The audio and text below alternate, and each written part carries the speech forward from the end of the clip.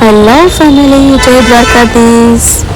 આપણે આજે મારા દીદી બનાવે છે આ ડેકોરેશન. તો આ ડેકોરેશન દિવાલમાં રાખવા માટે બનાવે છે. એમાં જો નાના નાના સ્ટોન લગાવે છે, બહુ જ મસ્ત લાગશે. હું ફાઇનલ આનો નવો એક આખો બ્લોગ બનાવીશ. સો અત્યારે હું ઓફિસથી આવી ગઈ છું અને તો બહુ જ થાકી ગઈ છું. તો સારું, ચલો હવે આપણે જમી લઈએ, પેટ પૂજા કરી લઈએ. બહુ જ ભૂખ લાગી છે, જે ઓફિસથી આવી એટલા માટે. તો જમીને મળ્યા.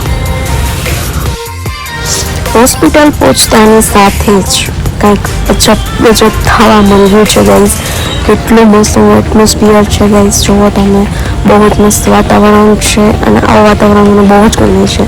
તો થોડીક વાર આવું થયું ત્યાં તો બહુ પવન આવવા માંડ્યો ગાઈઝ. વરસાદ ચાલુ થઈ ગયો અને એમાં પછી તો તમે જુઓ બરફના કરા પડ્યા. ઓહો, આજ તો મેં કીધું કે જપ પડ્યો વરસાદ આવ્યો યાર સારું, પણ આ બધું રેડ ભફડ કરીને બધું વયો ગયું ગાઈસ. આમ જુઓ તમે, વાતાવરણ જ આમ જુઓ, કડા એટલા પડ્યા ને વાત પૂછો માં ગાઈસ. સો આજે મને એમ થયું કે લાવો હું મિની બ્લોગ તમારી સાથે શેર કરું.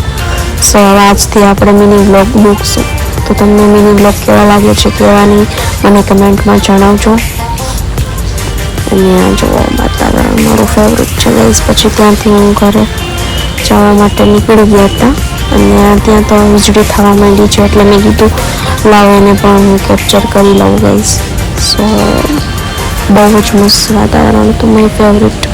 જોવો ગાઈસ, આમાં ઓલું ગીત મૂકવું હોય ને તમે એક આમ મસ્ત તો આવી જાય તમારી ડિટેલ્સ પણ.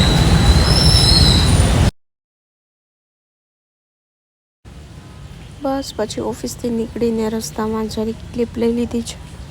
દીદી દુકાને ગઈ હતી વસ્તુ લેવા માટે, એટલા માટે મેં કીધું લાવું જરાક ક્લિપ લઈ.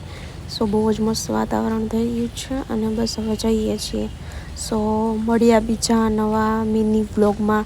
ત્યાં સુધી બધાને હર હર મહાદેવ, જય શ્રી કૃષ્ણ, આવજો, બાય.